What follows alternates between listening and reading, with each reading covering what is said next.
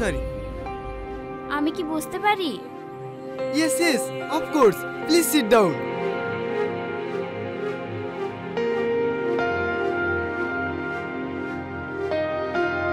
আপনি miss Shabnam? Yes sir. You are look so gorgeous. Thank you sir. এই নিন আমার সিভি। আরে রাখো তো এইসব, আগে দুজনে একটু ভালো করে পরিচয় তো করে নি। এর আগে কোনো কোম্পানিতে জব করেছো? না স্যার, বেশ কিছুদিন ধরে জবের জন্য চেষ্টা করছি, কিন্তু আমার নাম্বার একটু কম আছে বলে কোথাও জব পাচ্ছি না। এই জন্য আমি এত বড় বিজনেসম্যান। সোনা আর লোহার পার্থক্যটা আমি ভালোভাবে বুঝি, বাকি সবাই বোঝে না, তাই তোমাকে চাকরি দেয়নি। সব জায়গায় নাম্বার দেখে চাকরি হয় না, কিছু জায়গায় অন্য কিছু দেখেও চাকরি দিতে হয়। কি বললেন স্যার? আরে ট্যালেন্ট ট্যালেন্ট। আচ্ছা, তুমি কি সিঙ্গেল? কেন, আপনার দেখে কি মনে হচ্ছে? উফ, আপনার অফিসের মশাগুলো না খুব দুষ্টু। স্যার, আমাকে একটু দেখুন না। দেখছি তো। আমার জবটা খুবই প্রয়োজন। তুমি কোনো চিন্তা করো না, তোমার চাকরি কনফার্ম। সত্যি বলছেন স্যার? আমি তোমাকে স্পেশাল মনে করে জবটা দিচ্ছি, তুমিও আমাকে স্পেশাল মনে করো, তাহলেই হবে। অবশ্যই স্যার, এটা আবার আলাদা করে বলতে হবে নাকি? তাহলে তুমি কাল থেকে অফিসে জয়েন করো। Okay sir.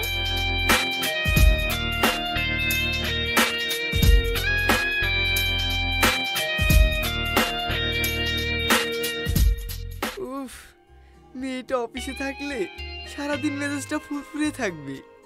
চাকরির ইন্টারভিউ দিতে এসে নিজেই ফেসে গেল। এবার আমি খেলাটা খেলবো আমার টেকনিকে।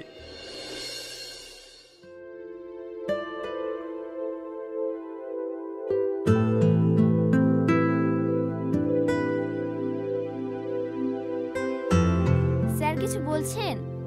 না না, কিছু বলছি না। টিফিন টাইমে সবাই খেতে ব্যস্ত, তাই এই সুযোগে একটু তোমার কাছে আসলাম। স্যার, আপনি সবসময় অফিসে সুযোগ খোঁজেন। কি করব বলো, তোমাকে দেখে নিজেকে কন্ট্রোলে রাখতে পারি না। কি যে বলেন স্যার, কাজ কাম ছেড়ে দিয়ে আপনার সঙ্গে বসে বসে গল্প করলে আপনি আমাকে বেতন দিয়ে দেবেন নাকি? আরে দেব না কেন, অবশ্যই দেব। শুধু আমার ইচ্ছেটা পূরণ করলেই মাসে মাসে তোমার অ্যাকাউন্টে টাকাটা ঢুকে যাবে। এসব ছাড়ো, আসো একটু কাছে আসো। স্যার ছাড়ুন না, কেউ দেখে নেবে তো। আরে থামো তো একটু।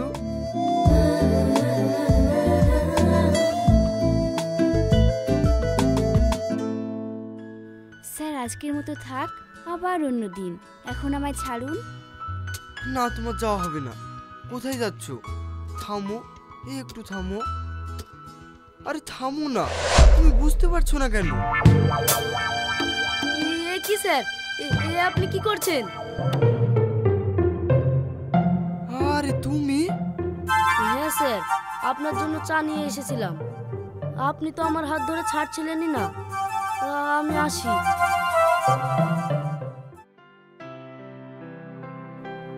তার মানে আমি স্বপ্ন দেখছিলাম, আর কতদিন ওকে এইভাবে স্বপ্নতে দেখবো। এবারে স্বপ্নতে নয়, যা হবার বাস্তবেই হবে।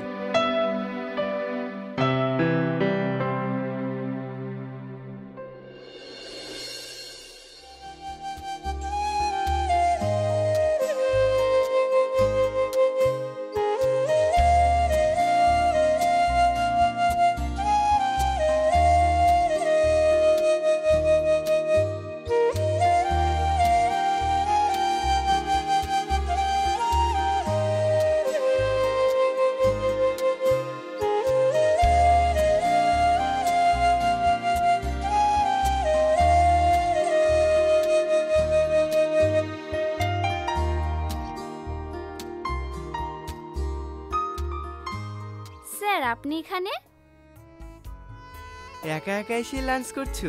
কই আমাকে ডাকলে না? দুজনে একসঙ্গে বসে গল্প করতাম আর লাঞ্চ করতাম। স্যার আপনি তো অফিসে বিজি ছিলেন। আরে তোমার জন্য আমি সব সময় ফ্রি, তুমি শুধু একবার ডাকলেই আমি চলে আসতাম। ঠিক আছে স্যার, সামনের দিন আপনাকে লাঞ্চের সময় ডাকবো। শুধু কি লাঞ্চ করার জন্যই আমি আসবো, আর অন্য কিছু পাবো না? আপনার কথাগুলো একেবারে নেশার মতো, শুনলেই মন মাতোয়ারা হয়ে যায়। তাহলে এই নেশায় ডুবে যাও। এখানে নয়, অফিসে অনেক স্টাফ আছে, কখন কেউ দেখে ফেলতে পারে। চলুন যে কোনো একটা ছুটির দিনে আমরা একসঙ্গে সময় কাটাই, যেখানে শুধু আপনি থাকবেন আর আমি থাকবো, আর কেউ না। বাহ, তুমি আমার মনের কথা বুঝতে পেরেছো। কাল তো অফিস ছুটি, তাহলে কালকেই কোথাও যাওয়া যাক। ঠিক আছে, তাই যাব।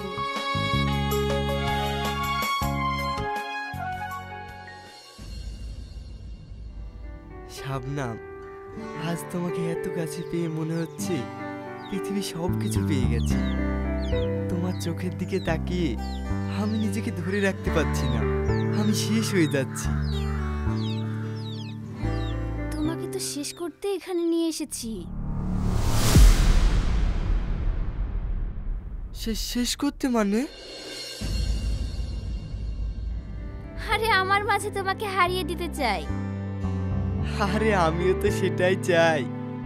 এই খোলা আকাশের নিচে তোমার সঙ্গে একটু রোমান্স করার জন্যই তো এখানে এসেছি।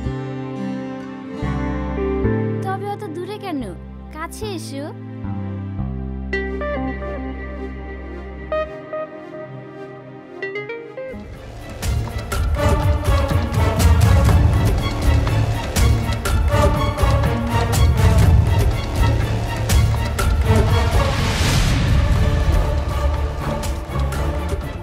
তুমি এ কি করছো? তুমি কি পাগল হয়ে গেছো? ছাড় ছাড় আমাকে, আজ তোকে শেষ করে ফেলবো।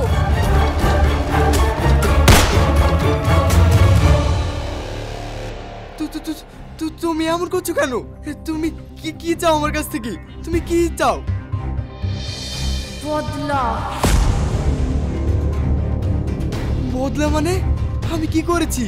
শাবনাম, তুমি কি বলতে চাইছো আমাকে? আমি শাবনাম নই। শাবনাম না মানে? তাহলে তুমি কে? চিনতে পারছিস না আমাকে? আমি সেই মেয়েটা যাকে তুই তোর নোংরা খেলার পুতুল বানিয়ে শেষ করে দিয়েছিলি।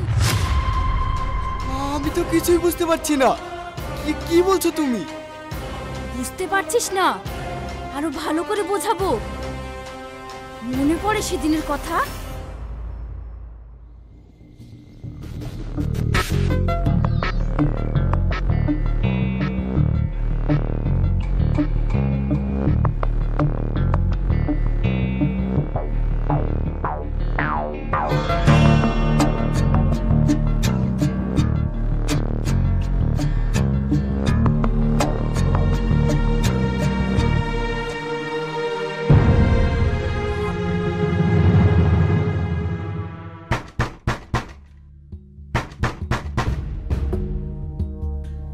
Come in.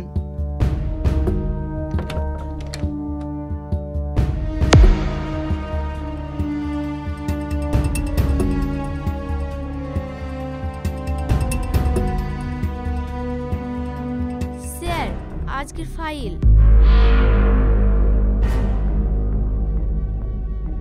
আমার সমস্ত কাজ হয়ে গেছে, আমি আসি।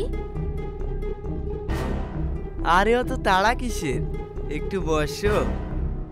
না স্যার, আমি ঠিক আছি।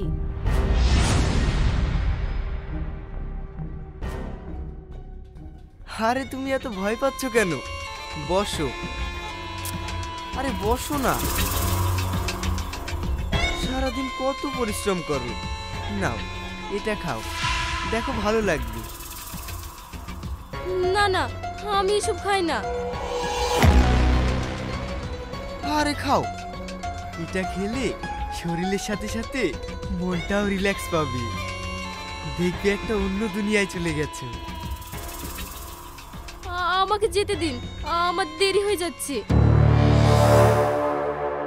যেতে তো দেবই, আগে আমার এই মনের আগুনটা নিভিয়ে যাও। এসব কি বলছেন? ছাড়ুন। অত নখরা কিসের? এখন অফিসে কেউ নেই, তোমার কোনো ভয় নেই। একটু কাছে এসো। দেখুন, আপনি আমাকে যেমনটা ভাবছেন আমি তেমনটা না। আমি খুব সাদাসিধে একটি মেয়ে। আমার সঙ্গে এরকম নোংরামো করবেন না। বুঝতে পেরেছি। তোমার কত টাকা লাগবে তাই বলো। এরকম ছোট্ট একটা চাকরি করে তোমার সারা জীবন চলে যাবে? তুমি আজকে আমার মনটাকে খুশি করে দাও, তোমাকে আমি একটা ভালো পজিশনে দাঁড় করিয়ে দেব। আমার ওসব কিছু চাই না, ছাড়ুন আমাকে। এই, অনেকক্ষণ ধরে তো ন্যাকামো সহ্য করছি, আর নয়। দেখ, তোকে অনেক ভালোবেসে বোঝালাম, তুই বুঝলি না। এখন আর আমার কিছু করার নেই। মনটাকে তো আমি আর উপোস করে রাখতে পারি না। কাছে আয়। ছেড়ে দে, ছেড়ে দে আমাকে। জানোয়ার, মেয়েদেরকে একা পেয়ে তুই এভাবে নোংরামো করিস? তোর চেহারার এই নোংরা মুখোশ আমি সবার সামনে ফাঁস করে দেব, সবাইকে জানিয়ে দেব। তুই আমার মুখোশ কি ফাঁস করবি রে? আগে তুই তো নিজের মুখটা বাঁচা।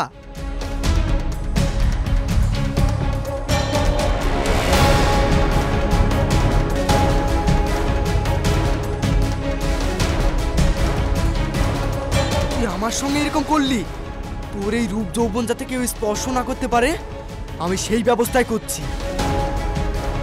না না, আমার সঙ্গে এরকম করো না।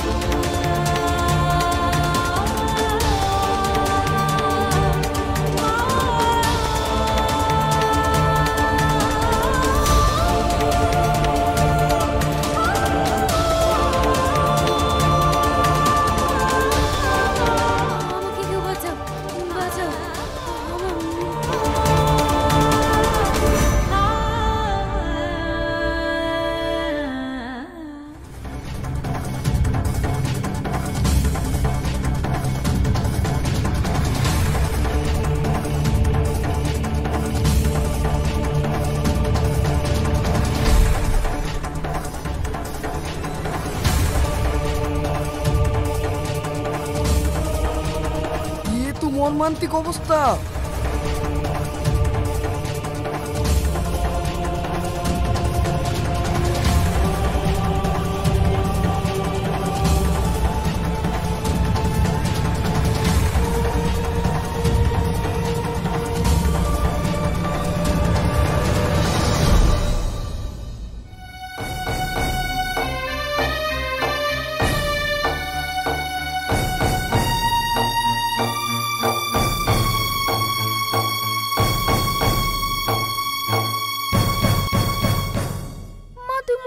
করিসনি, তোর কিচ্ছু হয়নি, আমরা তো আছি তোর পাশে।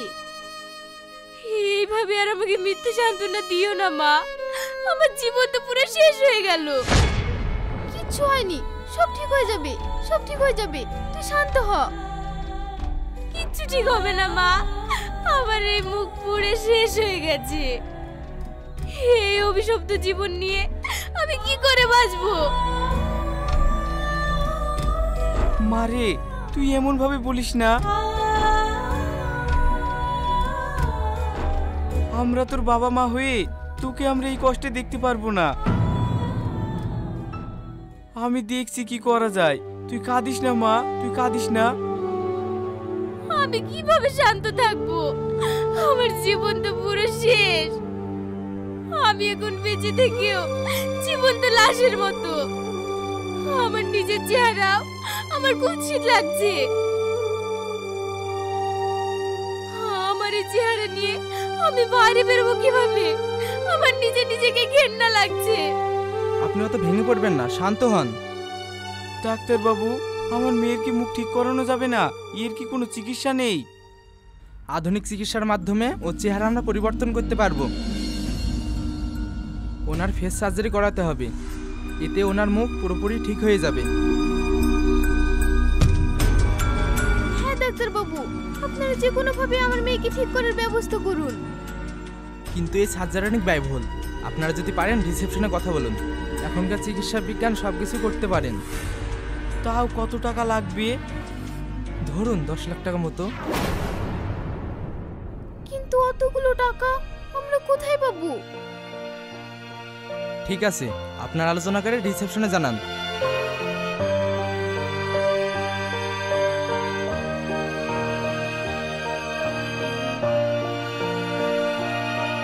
মা, আব্বা, তোমাদের কাছে আমার একটাই অনুরোধ, তোমরা যা করি হোক এই অপারেশনের টাকাটা ম্যানেজ করো, নইলে আমার জীবন পুরো শেষ হয়ে যাবে।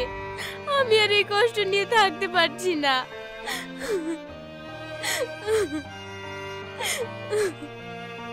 মারে, তুই কান্না করিস না, আমি তোর অপারেশনের ব্যবস্থা করছি।